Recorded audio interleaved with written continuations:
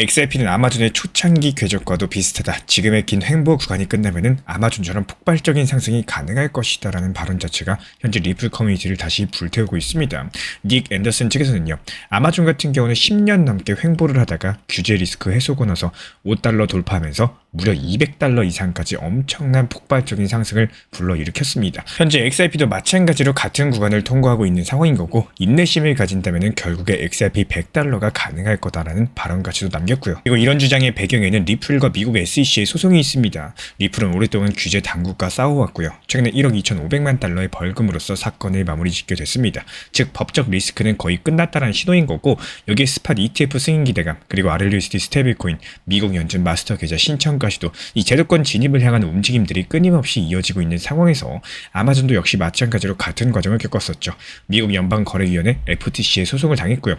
$25억 달러의 합의금을 냈습니다. 근데 그 사건 이후에 아마존은 오히려 더 엄청나게 성장을 했어요. 규제를 정면 돌파한 기업만이 진짜 시장을 장악할 수 있다는 것들을 보여준 사례겠죠. 아마존과 XRP의 공통점은 법적인 불확실성을 돌파하면서 신뢰를 획득하는 과정이겠습니다. 아마존 같은 경우는 소비자 보호 규제 속에서 서비스 신뢰를 키웠고요. 리플 같은 경우는 금융 규제 속에서 결제 신뢰를 쌓고 있죠.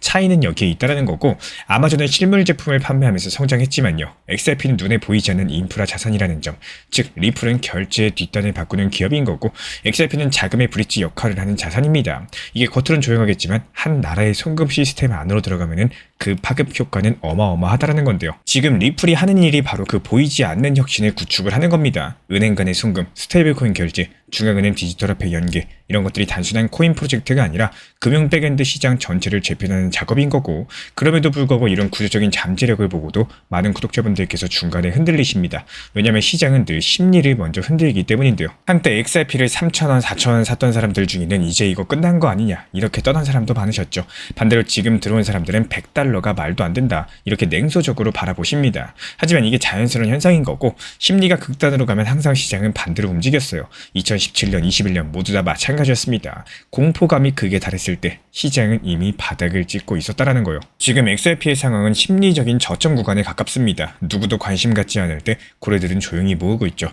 온체인 데이터를 보면은 대형치가 보유자 숫자가 계속 늘어나고 있습니다. 이게 결코 단순한 우연이 아닌 거고, 이런 구간에서 중요한 거는 속도가 아니라 구조입니다. 단기적으로 XRP가 $5, $10, $30까지 열릴 수 있겠지만 이런 과정에서 수없이 흔들고 또 개미들을 털어낼 겁니다. 그렇기 때문에 전략은 명확합니다. 분할 매수 기준으로서 현재 가격대 기준으로 20%, 그리고 조정 하락했을 때 또 20%, 구조 전환이 확인됐을 때 60%, 이런 식으로 나누는 게 무조건 좋아요. 그리고 시간 분산도 상당히 중요해요. 한 번에 다 들어가는 게 아니라 3개월, 6개월, 1년 단위로 나눠서 들어갈 줄 아셔야 되는 거고, 가장 중요한 거는 매도 타이밍입니다.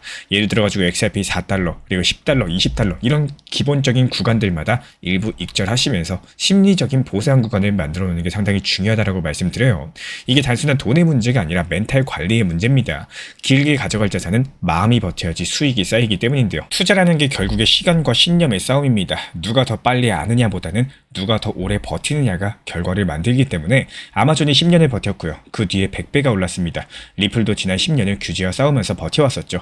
이런 싸움이 이제 끝나가고 있고, XRP가 아마존처럼 갈지 다른 길을 걸을지는 그 누구도 모릅니다. 하지만 여기서 분명한 거는 지금 이 시점은 무너진 신뢰를 다시 세우는 구간이라는 거예요. 이런 것들이 단기 차익을 노리는 게임이 아니라 구조를 읽는 여정입니다. 우리 구독자 한 분 한 분이 이런 여정의 초기 주주라는 마음으로서 길게 보시고 느리게 쌓아가셨으면 좋겠습니다.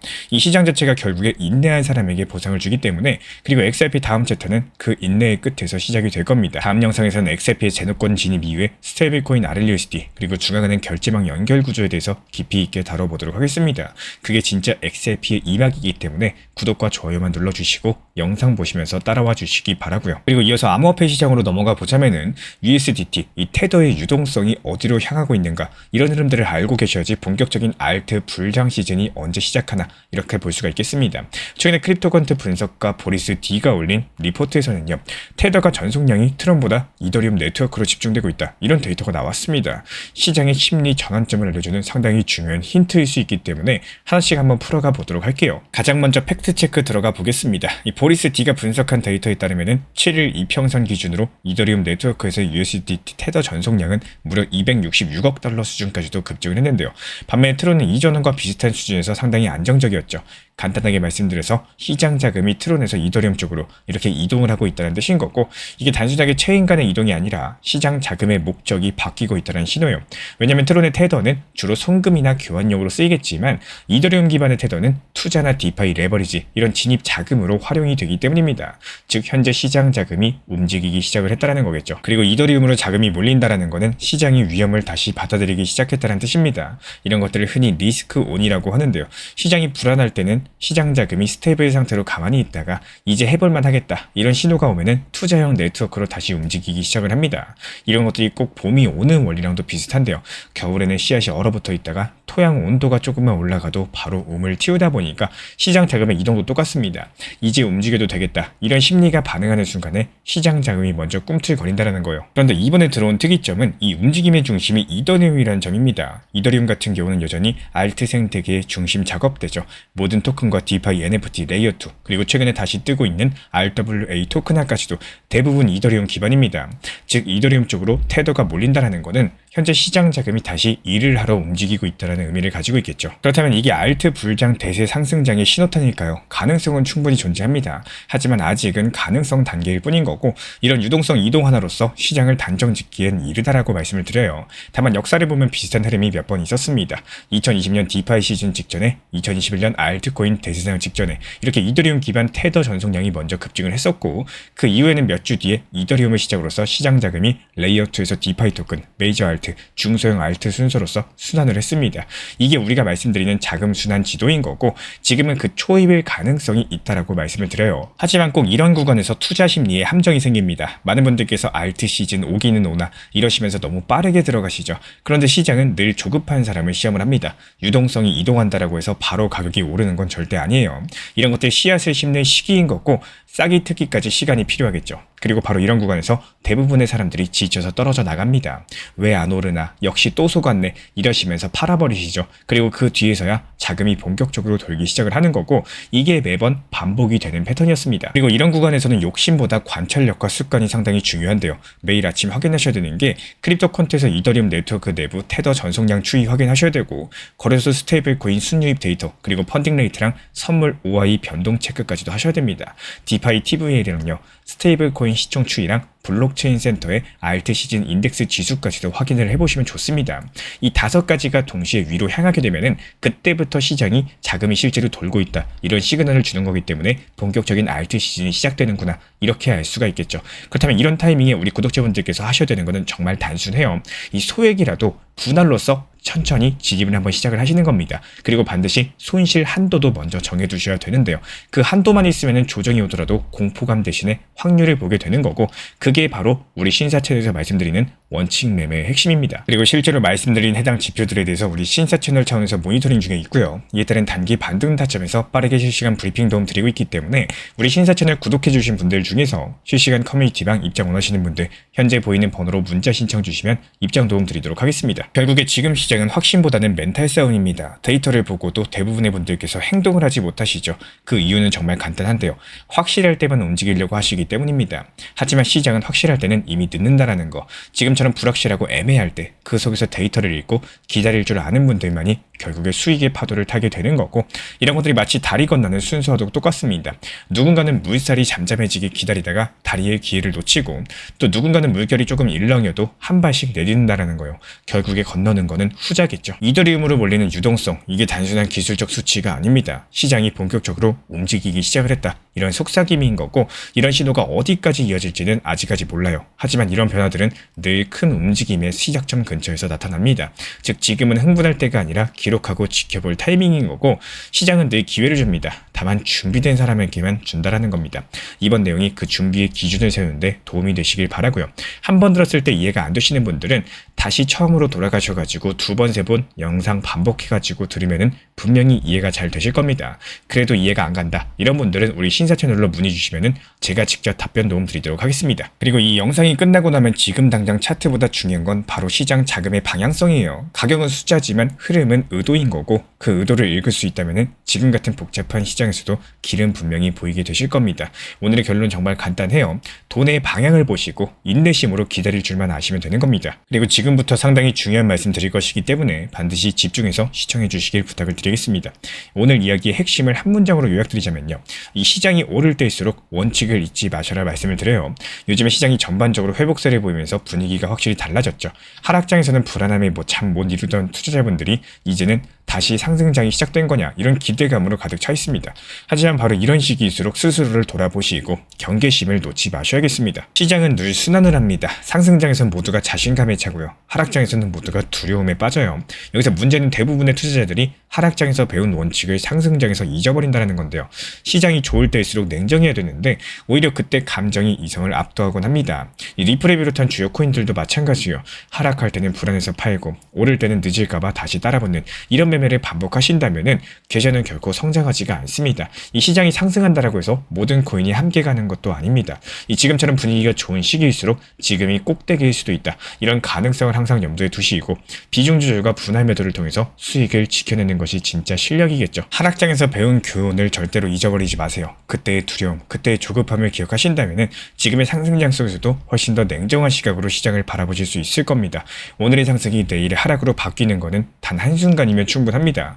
결국에 중요한 건 단기적인 수익이 아니라 매 순간 내 원칙을 지켜내는 태도인 거고 결국 시장에서 살아남는 것은 올랐을 때도 흥분하지 않는 사람입니다. 상승장에서 원칙을 잊지 않고요. 하락장에서 배운 교훈을 꾸준히 적용하신다면 우리 구독자분들의 투자는 단순한 운이 아니라 진짜 실력으로 변화하시게 될 거예요. 비트코인이 드디어 신고가를 돌파한 상황에서 리플은 여전히 조용합니다. 이걸 두고 불안해하시는 분들이 상당히 많이 계시죠. 비트코인 폭등하는데 왜 리플은 안 갈까? 근데 이건 시장의 구조를 아는 사람이라면 이미 예상을 했던 흐름입니다. 코인 시장 자체가 늘 순환을 하는데요.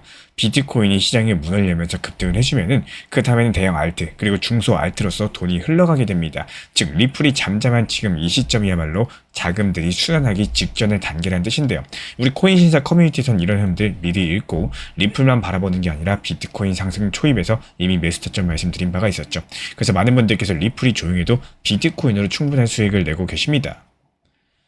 비트코인은 앞으로의 폭등장에 있어서 신호탄과도 같은 역할을 합니다. 반면에 리플 같은 알트코인들 같은 경우는 비트코인 도미넌스가 꺾이고 나서 그때부터 본격적으로 움직이기 시작을 하기 때문에 지금 리플이 조용한 것은 절대로 이상한 게 아니에요. 오히려 자금 순환의 전조 현상에 가깝다라고 말씀드리는 거고 이거는 매번 반복이 되어 왔습니다. 2017년에도 2021년에도 비트코인 신고가 찍고 나서 한 달 뒤에 리플은 단기간에 수십 배씩 상승을 했었고요. 지금 시장은 정확하게 그 전과 같은 위치에 있습니다.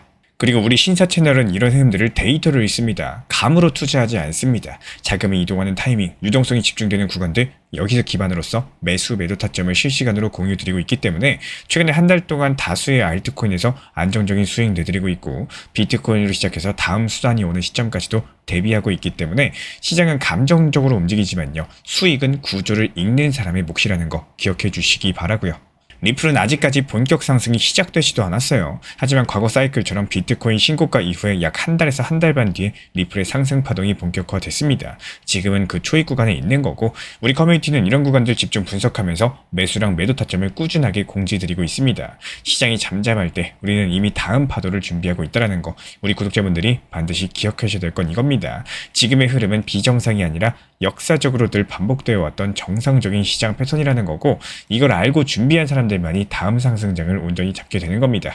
그리고 이 시장의 방향보다 타이밍이 수익을 만듭니다. 다음 타점이 궁금하신 분들은 지금 보이시는 번호로서 문자 신청 남겨주시면 커뮤니티 입장 도움 드릴 예정이고요.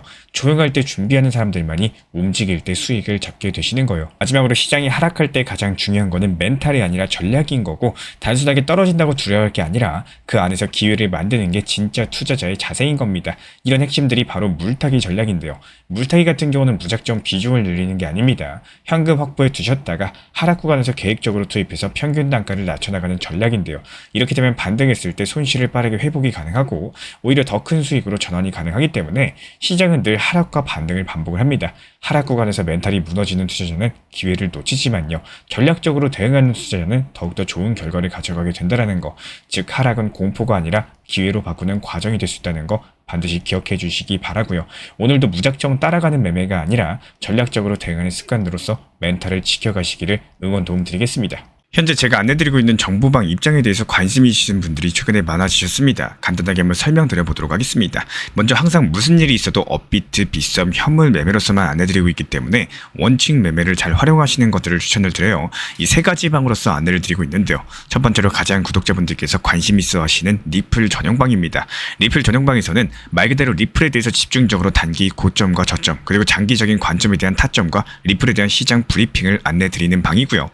이 리플 전용방에서 안내드리고 있는 정보방 타점으로 단기 고점과 단기 저점에 대한 타점을 활용을 하시되 신경 쓰는 매매가 아니라 목표가에 미리 걸어놓고 미국 시장이 활발한 새벽 시간대 혹은 업무 시간대도 신경 안 쓰면서 수익 실현과 저점 추가 매수 타점을 활용하는 방향으로서 안내 도움 드리고 있어요. 리플에 무조건 장기적으로만 보는 게 아니라 메인 비중은 장기적으로 보유하시되 일부 비중은 단기 고점과 저점을 살려가면서 비중과 수량을 늘려나가고 평균 단가를 낮추는 전략으로서 운영하시는 것들을 항상 추천을 드립니다. 그리고 두 번째로 단기 타점의 종합방입니다. 리플을 몰빵으로 장기적으로만 보유하다 보면 결국에 시장의 흐름을 놓치게 되기 때문에 적당한 알트코인들을 비중을 활용하시면서 적극적으로 투자 전략으로 살려나가는 게 정말 중요합니다. 예를 들어가지고 좋은 엔진의 리플 코인을 보유했으면 그 엔진이 잘 활용될 수 있도록 좋은 기름과 엔진 오일의 역할이라고 생각을 하시면 되는 거예요. 안내드리고 있는 단기 타점의 목표 타점, 성향은 말 그대로 단기적으로만 접근하시는 걸 항상 추천을 드리고 있습니다. 간혹 지금 시장이 안 좋은 단기적인 알트코인이 가능하냐 이렇게 생각하시는 분들도 계신데요. 지금 시장에서 단기 타점이 불안하다라고 느끼시거나 알트코인을 공략하는 게 맞나 이렇게 생각하시는 가장 큰 이유 중에 하나는 시장의 테마에 맞는 코인이 아니라 이미 급등이 나왔거나 주목을 받고 있지 못한 코인들을 공략을 하거나 혹은 목표 타점이 비정상적으로 높거나 혹은 순간적으로 움직임이 나올 수 있는 단기 고점의 타점을 찾지 못해서라고 생각을 해요.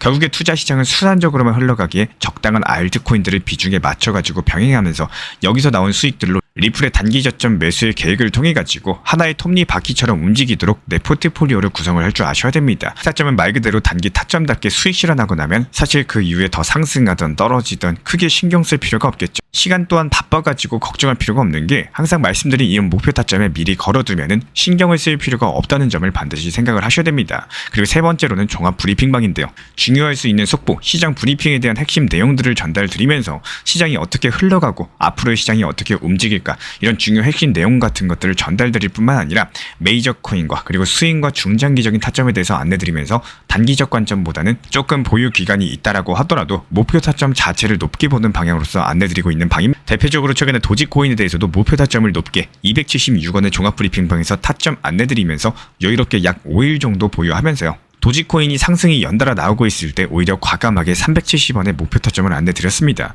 이렇게 상승이 잘 나오고 있을 때는 대부분 여기서 더 오르는 게 아닌가 이렇게 생각을 하시는 분들이 많이 계시겠지만 항상 적당한 고점에서 수익 실현하는 것들을 목표로 잡는 게 정말 중요하다고 말씀을 드려요. 이렇게 세 가지 방 입장 안내드리고 있기 때문에 항상 업비트, 빗썸으로서 현물에 대해서 안내드리고 있습니다.